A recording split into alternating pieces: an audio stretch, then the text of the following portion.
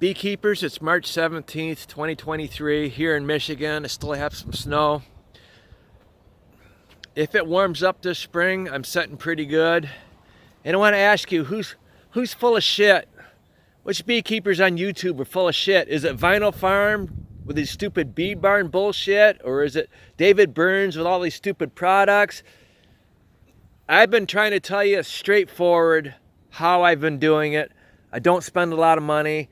I don't insulate my hives. When they get small, I bring them inside. See?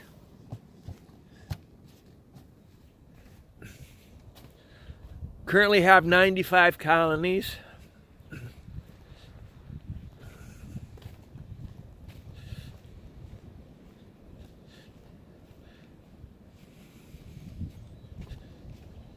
Just to show you another one. See, they're not insulated. I do make sure the wind doesn't blow through the hives. I try to plug them up as best as I can. So you even place some steel there. But let me pause this. Okay, here's some more.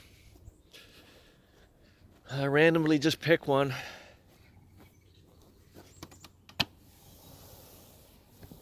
Every time I do that, I end up killing bees. But trust me, the ones that are inside are the ones that were small, that I was worried about them getting too cold. Let me show you those. Okay, this is a little room in my garage. It's basically 8 by 10 or so. 8 by 12, I mean. But anyway, these are the colonies that would not handle below zero temperatures or near zero temperatures. And I assessed that by making sure I knew the size of the cluster. And I do that by using a shim here.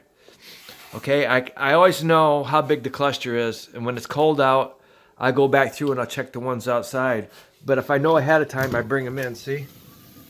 They're doing just fine. Normally, I don't turn the light on in here. It's dark. Canadian Beekeepers blog, he puts all his bees in a warehouse during the winter. He's up in Canada. They're in the dark. He doesn't go through and take them out. When it warms up, I'll actually take these hives outside and let them have cleansing flights. And then before it gets cold, I will bring them back in. Okay? Here's another one. I don't know what it's there. All right, pause again. Okay, now I'm in my bee room. I call this my bee room because this is the room on the side of my house. It used to be my deck, where I actually open up hives and I will check. This is one of my smallest colonies. I only have 2 colonies that are really small.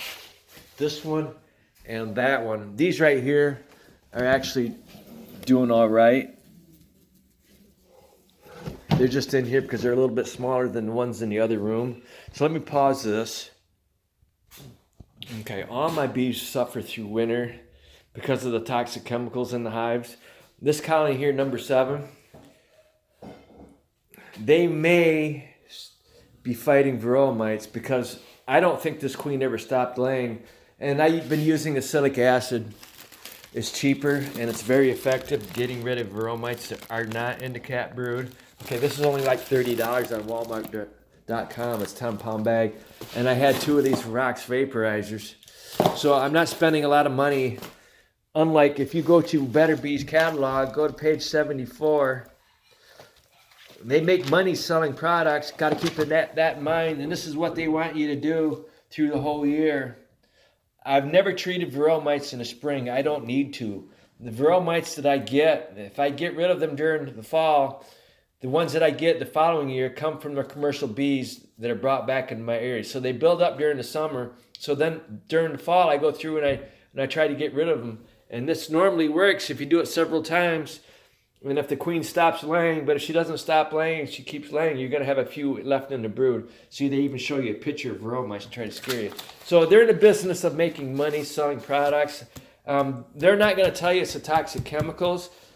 All of my bees are having a hard time for the toxic chemicals that the farmers spray in my area every single year. There's the queen. So they still have a queen. Do they have any cat brood? It's in the 50s in this room. If they have eggs and no cat brood, that means they're still not getting warm enough to do brood. No, you see. But the reason I'm keeping this one going is it's going to warm up in a few days. And I'm going to go through my outdoor colonies there. And if I find a colony that does not have a queen, well, guess what? I've got a queen. I don't have to buy queens from queen dealers. I don't even buy queens at all. Last time I bought queens was from Foley's Russian Bees 2017, and they were crap. I've been breeding my own queens ever since I got, my first colony I got in 2013. In 2014, I did splits, and I got my own queens, and it turned out pretty good. So I've been breeding queens since 2014. Now it's 2023, so basically 9 years. And how do I know the toxic chemicals are harming my honeybees? In 2019, I had a crop farmer 150 yards south of me out planting corn in mid-May, and he had tanks on his tractor, so I was assuming he was spraying at the same time he was planting. And I went away for a couple hours. I came back around noon. My bees were coming out of the hives going like this. They were dying. So I called that farmer's family. I knew that farmer, and they did not apologize that day. So the following day, I called the state of Michigan. They sent out this inspector here. And she came out and took samples, and I told her the bees that were dying were their nurse bees that were in the hive. And she agreed with me. And then a month later, they called me on the phone, and they said, yes, your bees died from the chemicals that Theron Eicher, the crop farmer, was using. And then a month after that, by now, it's early August, they told me the crop farmer did nothing wrong. See, the day that they were out there planting, it was windy, just like it is now. But the wind was coming from the south. I knew because I walked out there that morning, and I saw them planting, and I knew the wind was coming from that direction. And they tried to tell me it wasn't windy that day. And that my bees went over there and got those chemicals and brought them back to the hive. So it's complete bullshit. Your government's corrupt, okay? The chemical corporations, all corporations control your government because they have the money. And people in the government, especially politicians, they just want to get rich. So the people that are working in the government, they're not concerned with actually doing their job. They're more concerned about doing a good job of what they're doing to make the rich people happy so they can get more money. That's all it is. So the reason I have trouble is my bees are dying and my queens are dying. I have some queens that were drone layers that I've had to kill. But basically what I do during the winter that you guys don't do, I'm actually going through colonies I think have an issue. And if I found no queen in this right now, okay, it's in the 30s out right now, I could take this colony here and I could put it in with that other small colony, or I could put it in anywhere I wanted. You guys aren't doing that. See, here's my notes here. I'm doing hive inspections all winter long, okay? It's mostly been for loss of a queen. When I lose a queen, I don't lose the colony. I just combine that colony with another. I've only had one dead out this winter. I had a colony here. This was double stacked. I had a colony down at the bottom. I haven't checked them in a while for honey, and they ran out of honey and they starved. So that was my fault. So I did have one dead out this winter. But you guys are watching people like Vinyl Farms just talking about a bee barn being better. How is a bee barn going to protect your bees from these toxic chemicals that they're spraying? It's not, okay? So he's full of shit, okay? And then you got David Burns, okay? You guys can't compare somebody. Okay, if somebody has bees down south and you're up north, you can't compare what they're doing with what you're doing up north, okay? And so a lot of these beekeepers on YouTube, they're corporate sponsored beekeepers. All they're doing is trying to get you to buy these products, and they're selling these products, trying to get you to buy the products, and they're making money with their advertising, their commercials and whatnot. That's all they care about. If they're not talking about the toxic chemicals that are killing your bees, they're just full of shit, and you're watching the wrong people, all right? So, again, beekeepers, ask yourself, who's full of shit, okay? It's not me. I'm telling you the truth, all right?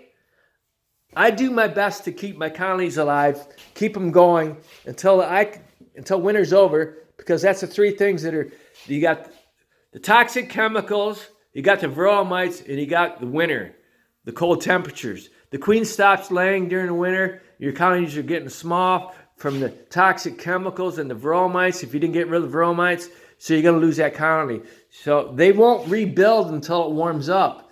April, or it depends on the weather. Last spring was really bad. It didn't warm up until May. So that's a small colony. I admit, that's a small colony. I showed you some big colonies outside. And I had some colonies here that are in the window that were small last fall. So I put them in the window. I always put my smallest colonies in the window. They're small too, but they're still not as small as that one, okay? Thank you.